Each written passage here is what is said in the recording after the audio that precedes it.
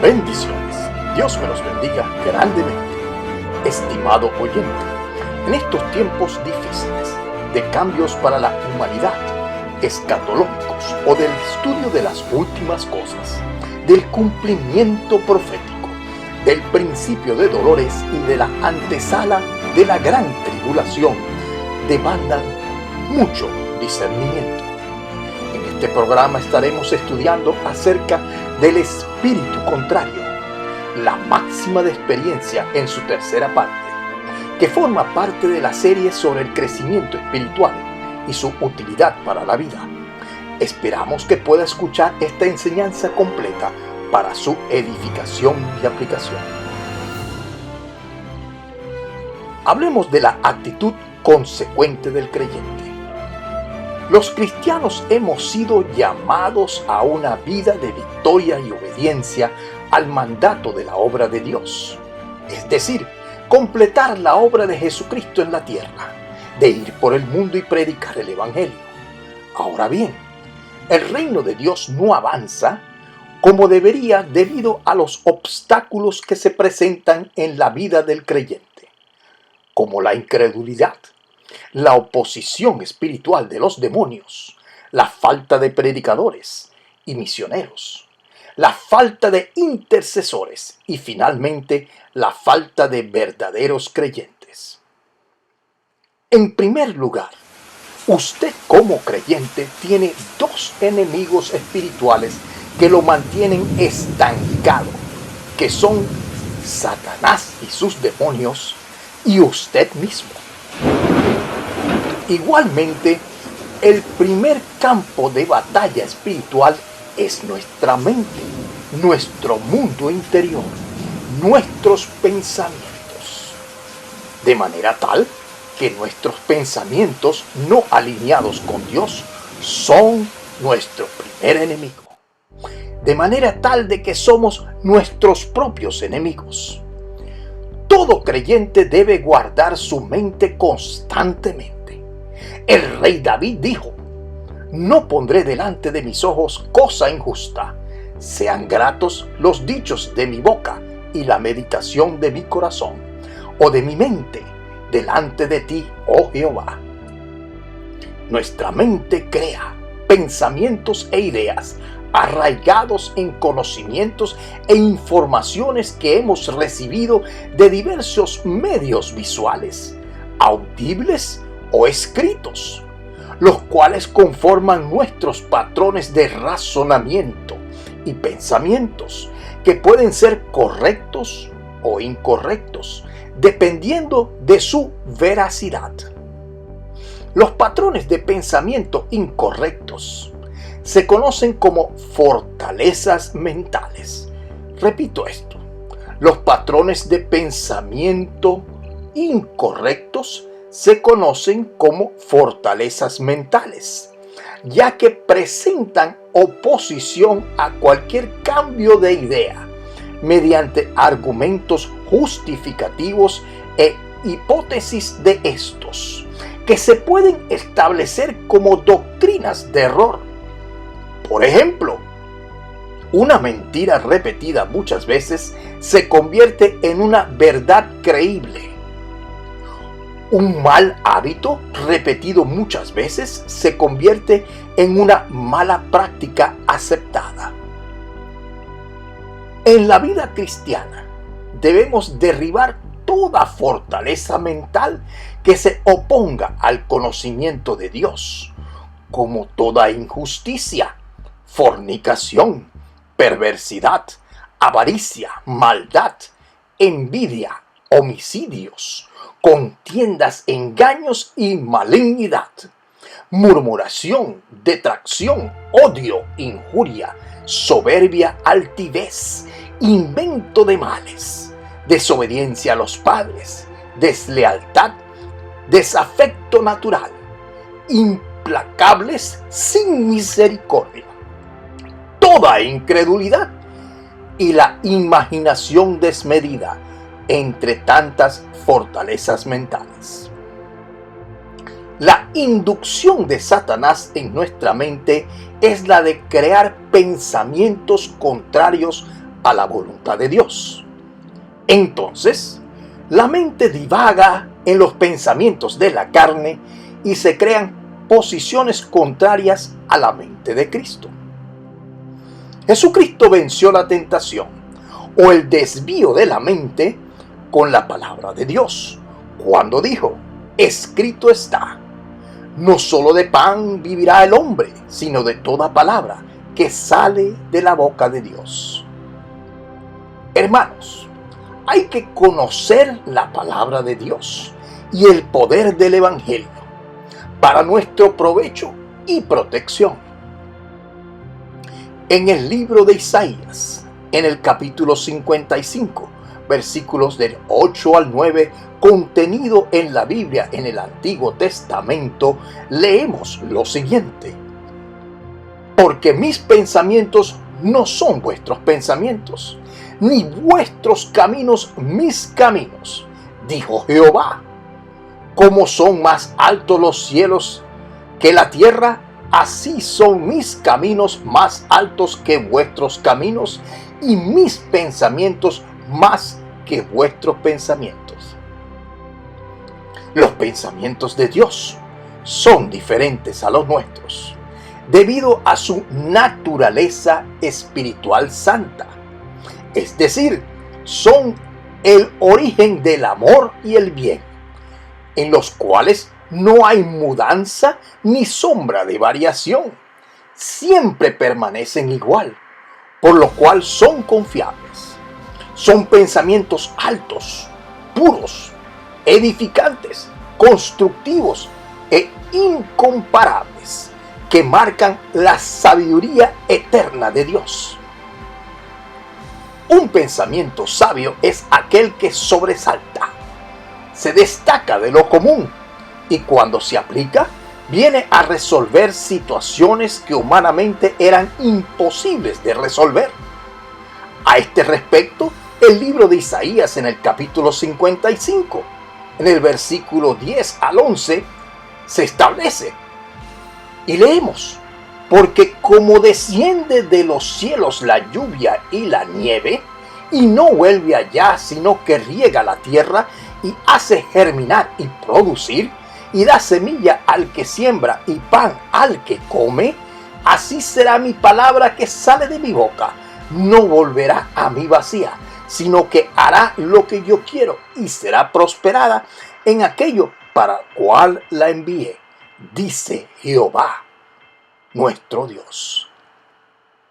Igualmente el libro de Proverbios, en el capítulo 30, versículo 5, leemos: toda palabra de Dios es limpia. Él es escudo a los que en Él esperan. Ahora bien, ¿a quién no le gustaría ser sabio y tener los pensamientos de Dios?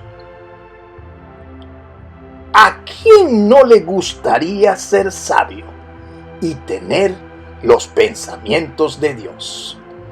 Muchos de nuestros problemas en la vida se deben a que no sabemos cómo controlar nuestros pensamientos y estos se convierten en los dichos de nuestros labios. Es decir, no pensamos lo que decimos y luego nos arrepentimos de lo que hemos dicho. Y deberíamos saber que las palabras no regresan vacías y el daño que pueden causar por el descuido e impulso descontrolado. Ejemplo, una ofensa puede permanecer vigente en el tiempo y es de perpetua memoria en la mente del ofendido. Por eso se producen las venganzas, las vendetas, por recuerdos malignos penetrantes sin perdón. Por lo general, si alguien nos ofende, inmediatamente buscamos cómo defendernos y devolvemos la ofensa, creando un caos de ofensas que van y vienen.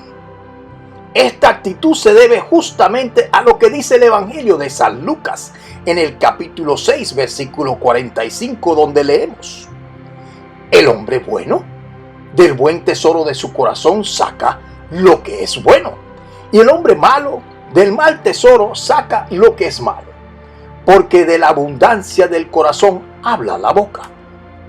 Es decir, de la abundancia de la mente habla la boca. Lo que llena tu mente se desborda en tus gestos y palabras. Somos el producto de nuestros pensamientos.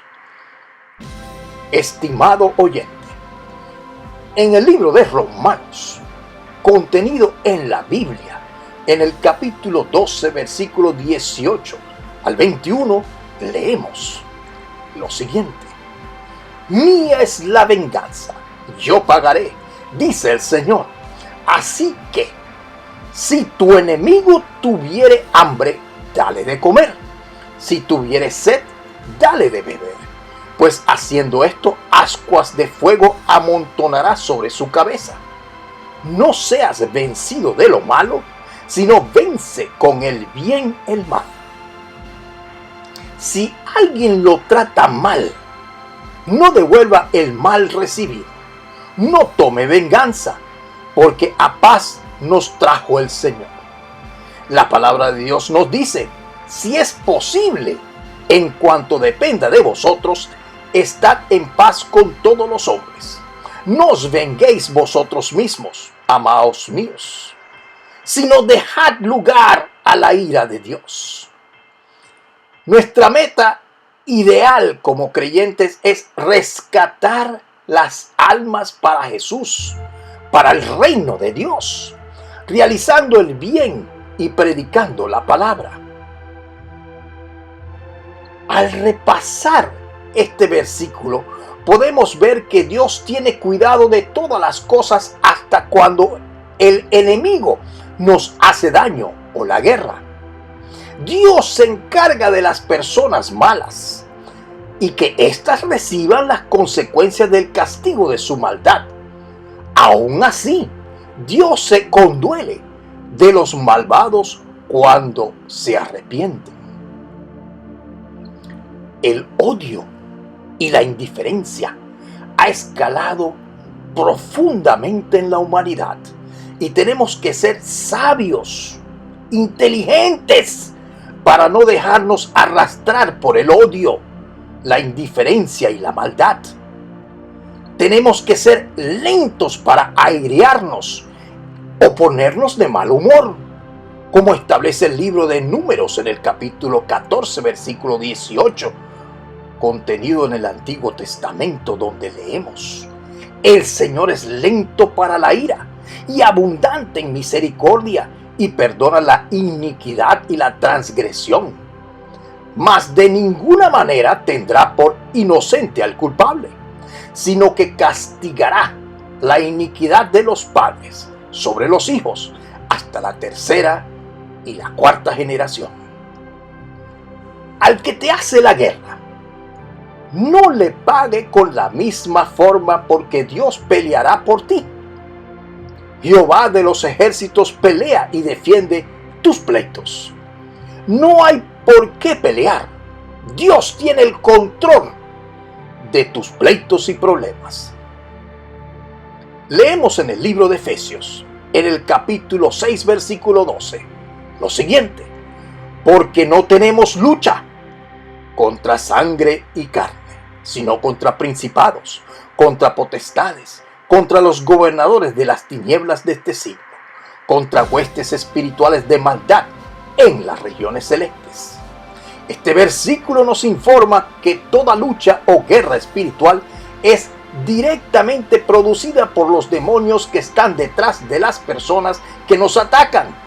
Por tanto, nuestra lucha no es contra las personas de carne, sangre y hueso, sino contra las potestades de las tinieblas que están acompañando a las personas y las influencian a causar el mal.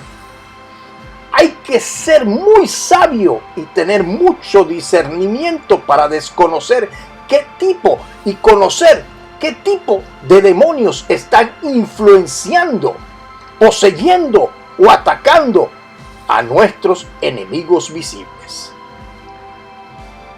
En el libro de Deuteronomio, en el capítulo 3, versículo 22, leemos: No les teman, porque el Señor, tu Dios, es el que pelea por ustedes. Libro de Isaías, capítulo 41, versículo 10 dice: no temas, porque yo estoy contigo. No te desalientes, porque yo soy tu Dios. Te fortaleceré.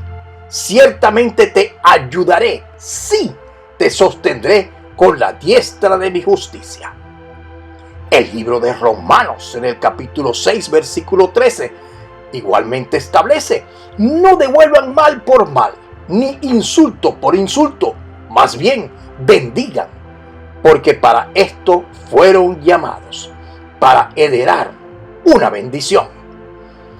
Jehová nuestro Dios piensa y actúa de una forma diferente a la nuestra, debido a que sus pensamientos siempre son de bien y no de mal, para darnos el fin que esperamos. Si Dios pensara como nosotros, el mundo ya se habría acabado, destruido por la cantidad de odio y venganza acumulados. Gracias a Dios y su forma de pensar, que es más alto que nuestros pensamientos, el que nos da tiempo para que procedamos al arrepentimiento. ¿Qué es el espíritu contrario opuesto? Es el cambiar nuestra manera de pensar y alinearnos con los pensamientos de Dios para que cambie nuestra manera de vivir. Consiste en desaprender y cambiar nuestra manera de pensar. Todos tenemos dentro un alma pecaminosa y hostil, que no se doblega fácilmente, que basta que nos ofendan o nos lleven la contraria, sale inmediatamente a relucir con un contraataque, y a veces desmedido, creando situaciones en las cuales nos arrepentimos posteriormente. Estimado oyente, usted como creyente en Dios, conocedor de la palabra de Dios o en proceso de conocerla, analice si sus pensamientos se alinean con los pensamientos de Dios. O piense si todavía lo dominan los pensamientos como la ira, la venganza, el odio, las contiendas, las malignidades, las envidias, las mentiras, el desprecio, el racismo, la falsa acusación, el descaro, el engaño, entre otros. Nuestra mente pecaminosa almática es la que dirige nuestros pensamientos, nuestras reacciones, nuestras acciones, y nos conducen al mal. Y si le damos cabida al diablo, nuestra imaginación concibe el mal. Si comenzamos a pensar como Dios y nos empeñamos en respetar su palabra en nuestras vidas, seremos cambiados por el Espíritu Santo, de adentro hacia afuera, es decir, de logos a rema, de nuestro interior hacia afuera, de logos a rema, es decir, de nuestro corazón hacia nuestro espíritu. Pregunto, ¿cuántos años lleva convertido y no ha cambiado en lo básico su vida cristiana? ¿Comete usted los mismos pecados siempre? ¿Es usted un cristiano almático? ¿Todavía reacciona como los mundanos cuando se siente ofendido, tomando usted la venganza? ¿Todavía se arrepiente de sus acciones y reacciones? ¿Todavía no tiene control de todos sus actos? Piense sobre esto. Leemos en el libro de Santiago, en el capítulo 4, versículo del 1 al 17, lo que allí establece. Y dice: ¿de dónde vienen las guerras, las venganzas, las iras y los pleitos entre vosotros? ¿No es de vuestras pasiones de vuestros pensamientos, los cuales combaten en vuestros miembros? ¿Codiciáis y no tenéis? ¿Matáis y ardéis de envidia y no podéis alcanzar? ¿Combatís y lucháis, pero no tenéis lo que deseáis? Porque no pedís. Pedís y no recibís, porque pedís mal, para gastar en vuestros deleites y placeres. Oh, almas adúlteras, ¿no sabéis que la amistad del mundo es enemistad contra Dios? Cualquiera, pues, que quiera ser amigo del mundo, se constituye enemigo de Dios. Es decir, cualquiera que piense como los mundanos, se constituye enemigo de Dios. ¿O pensáis que la Escritura dice en vano: el Espíritu que Él ha hecho morar en nosotros nos anhela celosamente? Pero Él da mayor gracia. Por esto dice: Dios resiste a los soberbios y da gracia a los humildes, es decir, a aquellos que reconocen sus debilidades. Someteos pues a Dios, resistid al diablo y huirá de vosotros. Acercaos a Dios y Él se acercará a vosotros. Pecadores, limpiad las manos, y vosotros, los de doble ánimo, purificad vuestros corazones, vuestra mente. Afligíos y lamentad, y llorad por vuestra incredulidad. Vuestra risa se convierta en lloro, y vuestro gozo en tristeza por vuestro pecado. Humillaos siempre delante del Señor, y Él os exaltará. El espíritu contrario comienza cuando reconocemos nuestros errores y falta de madurez espiritual, dándonos cuenta de lo que nos falta para llegar a ser los creyentes que deberíamos de haber sido desde hace mucho tiempo. Todo creyente convertido fue convencido por el Espíritu Santo de pecado, justicia y de juicio, como establece el Evangelio de San Juan en el capítulo 16, versículo del 8 al 11. Cuando hizo su profesión de fe, ese primer momento de lucidez espiritual es conocido como el nuevo nacimiento y nos pone en la entrada del camino de la salvación de nuestra alma por la gracia. Pero no nos cambia la mente, no nos renueva la mente. Nuestra mente no es renovada, ya que la renovación de nuestra mente es un proceso de negarse a sí mismo y el menguar para obtener la mente de Cristo. El proceso de renovación mental o metamorfosis constituye el alcanzar la madurez espiritual y dejar de ser niños fluctuantes que se dejan llevar de un lado a otro, que necesitan de leche espiritual y paliativos de animación. Tenemos que comenzar a estudiar la palabra de Dios diariamente para renovar nuestra mente, para que el Espíritu Santo tenga el material para transformar nuestra manera de pensar y conducirnos a no pagar mal por mal, antes bien vencer el mal haciendo el bien. Esto tomará a lo mejor toda la vida de algunos y a otros les será más fácil. Lo importante es avanzar un paso a la vez en el camino de la santidad. De igual manera que hemos aprendido lo malo, debemos desaprenderlo, desarraigarlo de nuestra mente y comenzar a establecer la mente de Cristo. Pregúntese la próxima vez que se encuentre en una situación pecaminosa: ¿qué haría Jesucristo? ¿Qué haría Jesucristo? Habló para ustedes el doctor Ricardo Pachón.